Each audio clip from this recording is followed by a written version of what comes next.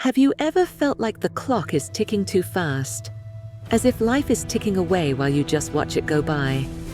I did too, until one afternoon I came across a letter written by Grandma Tanaka's own hand, a 103-year-old woman born in a small coastal town in Okinawa. Among the scent of aged paper and ink that still smelled of green tea, there were 6 words firmly underlined. It is never too late to start living. From that moment on, I knew I had to travel and discover what lies behind such longevity. I welcome you, my friend, to this intimate chat. Today we are not going to recite cold statistics or impossible miracles. We are going to crumble the heart of a culture that still wakes up every morning with a clear look and a light body at 90, 100, 105 years old. Because perhaps there, among the silent alleys, the tiny orchards and the steaming cups of miso, we will find the spark we need to extend our own flame. Why does this matter? Because your life still counts. And I'm not talking about adding candles on a cake. I'm talking about adding worthwhile moments. If you understand the Japanese secret, you can apply it wherever you are. Even if you live in the middle of skyscrapers, even if you think it's already too late. And believe me, it never is. Imagine waking up with the first crow of the rooster, opening the door of your house, and the salty sea air caresses your skin. You are in no hurry. You know that your purpose, your Ikigai, is waiting for you. Maybe tending the garden, maybe painting a picture, maybe telling stories to your grandchildren. That purpose holds your bones, keeps your pulse steady and your laughter fresh. Now close your eyes and bring that scene into your own reality. What is your reason for getting up tomorrow? If the answer doesn't come right away, don't panic. Today, let's start looking for it together. The first piece of this mystery is called Hara Hachi Bu. It is not a fad diet. It is a whisper that Okinawan elders repeat before every meal. Eat until you are 80% full. When I first heard it at Mrs. Tanaka's house, I thought it was a courtesy, a simple grandmotherly saying. But she looked at me with those eyes that have seen a full century go by and said, "If you listen to your stomach, you listen to your future." And she continued to serve steamed vegetables and fresh fish, without excess salt, without mountains of rice. Ending the meal with a slight hollowness in the belly was not sacrifice, it was a promise of lightness for the next dawn. I wanted to try it right there. And I discovered something surprising. By stopping before the last bite, my mind stayed awake. My body kept going without that sluggishness that sometimes sets in after an overflowing plate. It may sound small, but imagine the difference accumulated over 20, 40, 70 years. A silent torrent of energy not wasted on eternal digestion, but invested in cultivating memories. The second thread in this story bears the name Moai. It could be translated as circle for a common purpose, but that doesn't do it justice. The Moai is a covenant of friendship that begins when you are a child and lasts a lifetime. Your Moai is there to celebrate your harvests, to mourn your losses, to cover your medical expenses if needed. Are you surprised that people with Moai live longer? Not to me.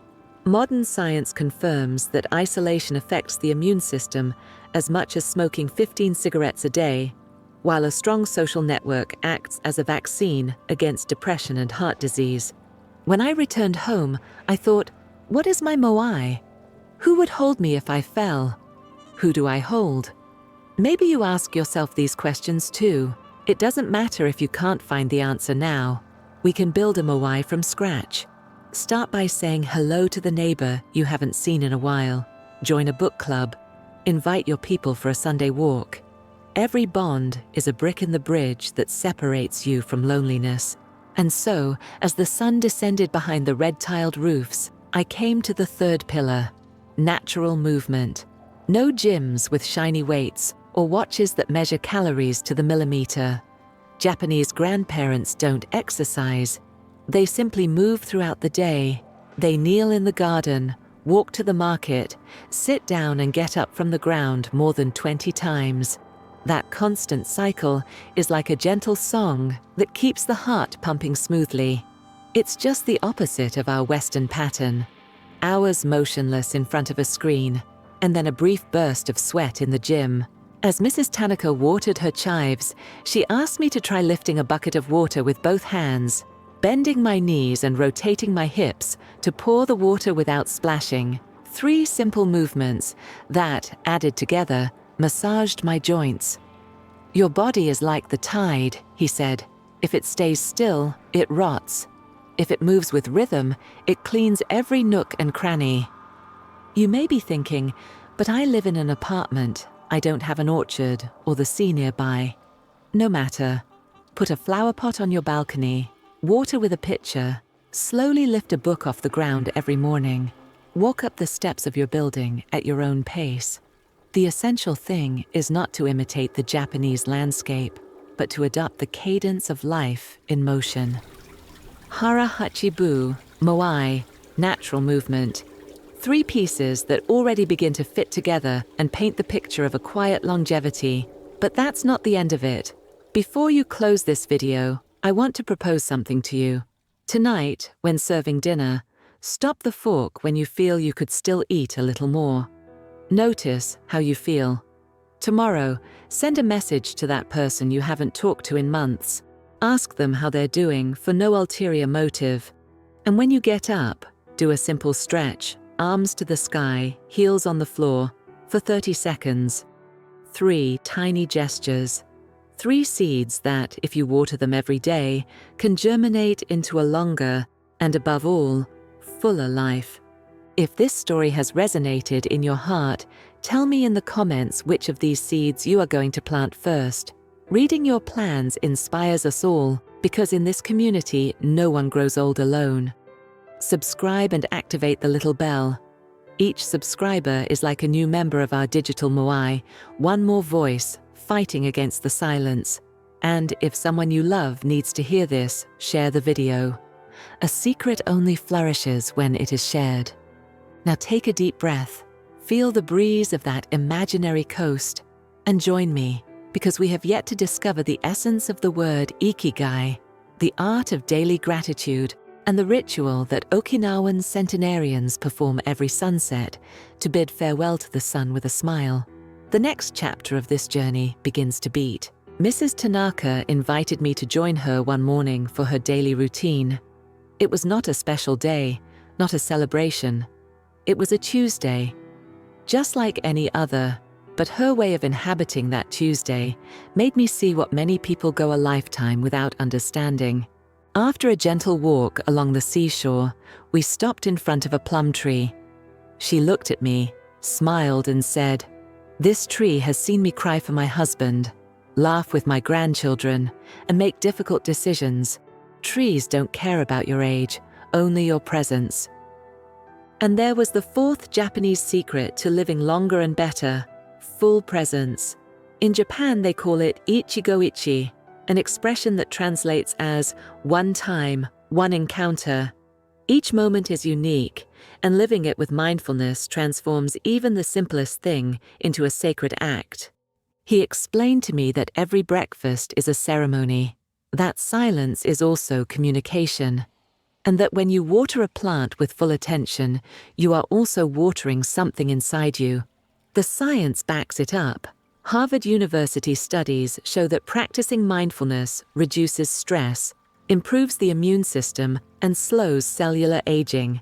You don't have to go to a Zen temple or sit cross-legged for an hour. It is enough to be present. So I propose this. Tomorrow, when you have your first cup of tea or coffee, stop for a moment. Watch the steam. Feel the warmth in your hands. Take a deep breath. That small moment can be the anchor you need to remember that you are alive. And that, believe me, is already a gift. Returning home, Mrs. Tanaka opened a notebook. It was her gratitude journal.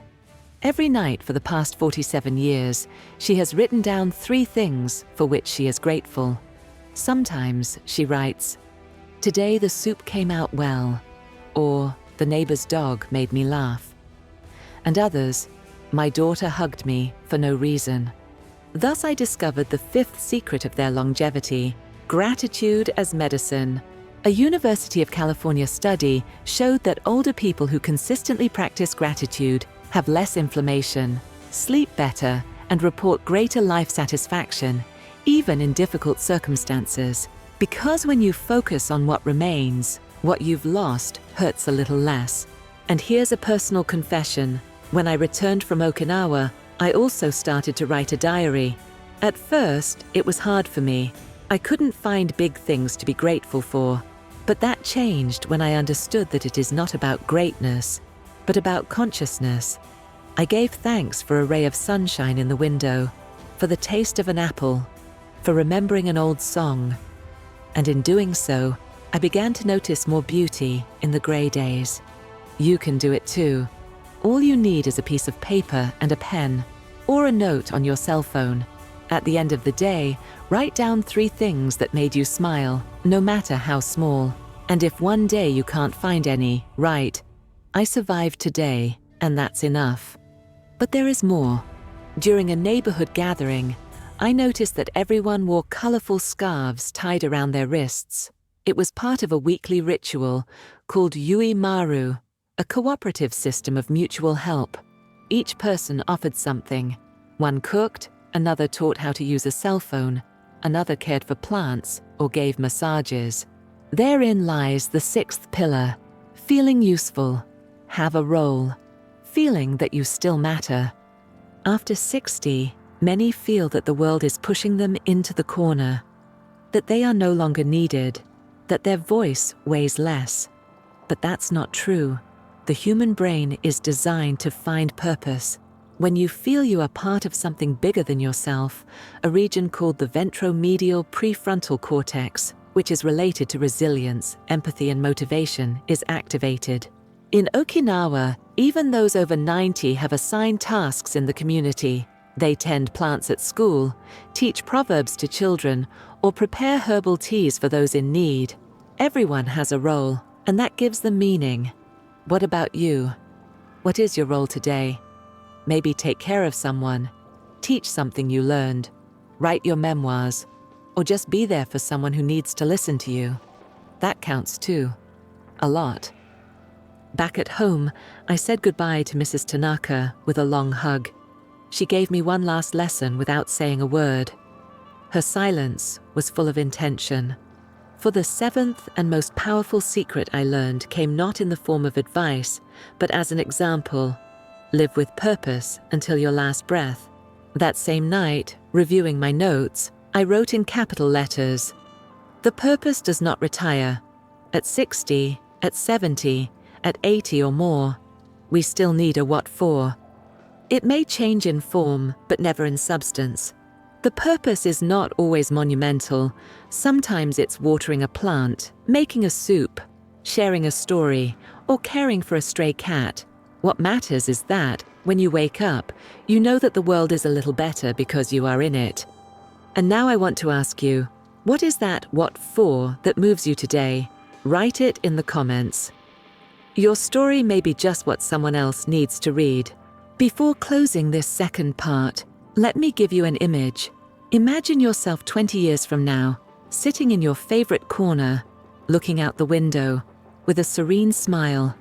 And now imagine that it all started with a video like this, a small decision, a seed planted in your heart. And if this content touched your soul, please subscribe and turn on the little bell. Not for me, for you. To remind you every day that you still count, that your life can still be long, and above all, full. And if you know someone older who needs to hear this, send it to them today, because sometimes a well-timed word can extend a lifetime. See you in the next part, where you will discover the hidden meaning of Ikigai and how it can change the course of your existence, regardless of age. When I returned from Okinawa, something in me had changed. I no longer woke up just to follow the routine. I was waking up looking for it, looking for that small moment that would justify everything else. That is the heart of the 8th Japanese secret to longevity. Ikigai, the reason you open your eyes every morning. The word Ikigai does not have an exact translation in English. It is more than purpose. It is more intimate, more everyday. It is the intersection between what you love, what the world needs, what you are good at, and what you can contribute to, even if it is without receiving money. Some Ikigai are big, like caring for a family or creating art. Others are tiny, serving tea gracefully, walking the neighborhood dog, writing haikus in your notebook. I remember Kazuo, a 92-year-old man who told me, "My Ikigai is fixing bicycles. I don't ride them anymore, but I leave them ready for others to fly." His workshop was smaller than a bathroom, yet he called it his temple. It was not the act itself that mattered, but what it symbolized, continuing to be part of the fabric of the world. You too have an Ikigai. It may be dormant, shrouded in responsibility, loss, or fatigue, but it's there, and I want to help you find it. Ask yourself this question. If you didn't have to prove anything to anyone today, if you didn't have to work for money or meet expectations, what would you do with your time? Where would your mind be while your hands were working? Sometimes the answers come as whispers. Other times, like a childhood memory. Listen to them.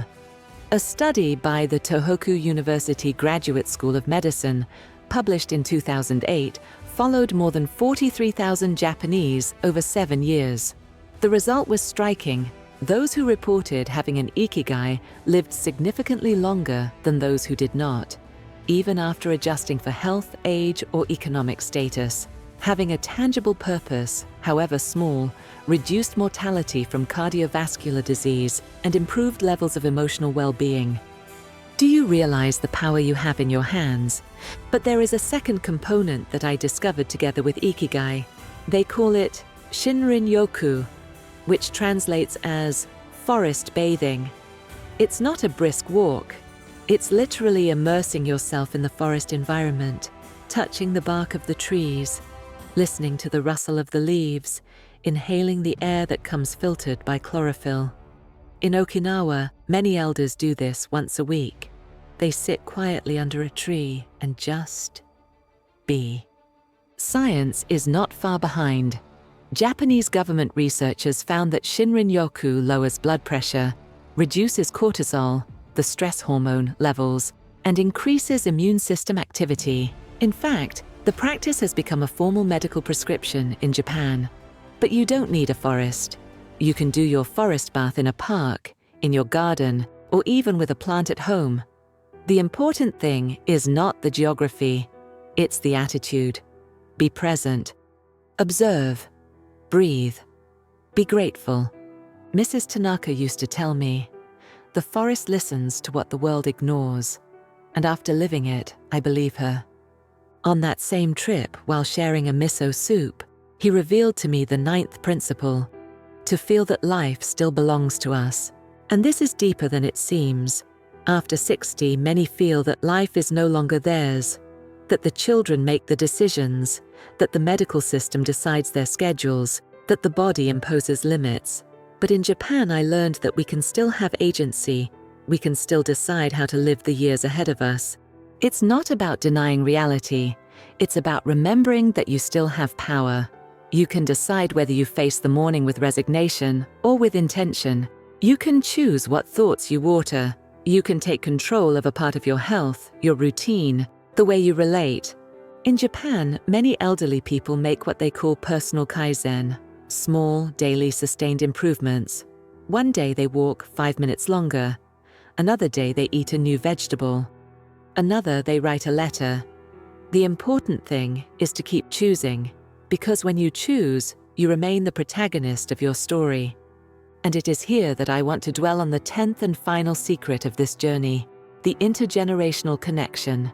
The Japanese do not marginalize their elders, they integrate them. A grandfather lives in the same house as his grandchildren, or visits the neighborhood school to tell stories or teach origami. That connection keeps the soul active. It gives them reason, it gives them relevance. Did you know that older people who live with or regularly interact with young people have a lower risk of depression and neurodegenerative diseases? This is confirmed by a study published in the Gerontologist, which shows how these relationships protect the brain and heart. So, if you have grandchildren, children, nieces, nephews, or young neighbors, reach out. Tell them your story. Listen to theirs. Share your music, your mistakes, your recipes. They need it more than you think, and so do you. I watched with my own eyes as an 88-year-old woman taught a group of teenagers how to make miso soup. No one was looking at their cell phones. They all listened. She was not a hindrance. She was a teacher, a source, a living flame. And so are you. Now I would like to close this part with a reflection. When we imagine longevity, we tend to think of strong bodies, but what really matters is an awakened soul, a grateful heart, a body that moves with meaning, a voice that still wants to tell something. Today, you are here, reading this, breathing, maybe in pain, with scars, with unanswered questions, but alive. And that makes you a miracle. It's never too late to start over. It is never too late to find a reason. It is never too late to transform old age into a new youth of the soul. And if this video has made you think, feel, or remember, share it. Make someone else wake up too. Let someone else know they are not alone. Leave me a comment with one word that sums up how you feel right now. It doesn't have to be perfect, just honest. That one word can resonate with thousands of others. And if you haven't already, subscribe. We don't give lessons here. Here we share life. I'll see you in the next part, where we'll explore the closing rituals of the day, the role of art in longevity, and why singing, yes singing, may be the most revolutionary act after 80. And remember, your story is not over. You're just changing chapters. Grandma Tanaka once told me, as the sunset dyed the walls of her kitchen orange, the longest days are the ones that end with silence in the soul. And it was in that silence that I discovered the final ritual, the one that closes each day like a letter written from the heart. In Japan, many elders practice something very simple but powerful, the ritual of closing the day. It is not complex or religious. It can last only a few minutes. But in those minutes, they do three things. First, they review what they have experienced, even the small things. Second, they give thanks. Third, they say goodbye to the day as if it were their last. Because, although they hope it won't be, they know it can be. Mrs. Tanaka would show me her way. She would light a small candle, write in her notebook, "Today I felt," and then murmur, "Thank you for this Tuesday, as tender as new radishes." Sometimes she would sing an old tune while folding her laundry. Others, he would simply look up at the sky. And I realized something shocking. Getting older doesn't hurt so much when you make peace with each day. It's not about avoiding death. It's about being so full of life that when the end comes, it finds you at peace. And for that, you need to close each day as if it were a small, full life. You can do it too. Today, before you go to sleep, instead of checking your phone for the last time, close your eyes and ask yourself, what did I experience today that deserves to be remembered? Who did I love, even with a smile? What am I proud of today? And then simply say, thank you, in your own way, without formulas. That act, tiny and powerful, reprograms your mind. It anchors you. It reconciles you. But there is another hidden secret that could not be missed. One that I discovered in the trembling voice of an old man chanting in a temple. He had no teeth. His voice was out of tune, but his energy was magnetic. When he finished, we all applauded with tears in our eyes. Then I approached him and asked him what the song meant. He replied, "It's the song my mother used to sing to me when I was a child. I still sing it so that I don't forget who I am." That's when I understood the power of music. In Japan, many elderly people sing every day, sometimes alone, sometimes in a group, sometimes at their plants. They do it to keep their memory alive, their inner rhythm, their joy. Music therapy has shown that singing improves respiratory function, stimulates brain areas associated with memory, and reduces feelings of isolation. Even in patients with advanced Alzheimer's, songs from the past ignite deep emotional connections. You don't need a perfect voice, you just need a song that is yours, that ties you to time, to your childhood, to your roots. If you have a song that marked you, find it today, sing it, write it down, share it with your grandchildren. Make it your personal hymn of longevity. Another element that the Japanese deeply integrate into their longevity is art as a vital expression. Many seniors paint, carve wood, do calligraphy, or flower arranging, ikebana, not to show talent, but to leave a mark, to turn their emotions into something tangible. Science also confirms it. Older people who engage in creative activities have less risk of cognitive decline, less depression, and greater life satisfaction, according to studies published by the Journal of Aging Studies. And no, you don't need to be an artist. You just need to create something, anything. You can draw a memory. Write a letter that you will never send. Decorate your house with your own hands.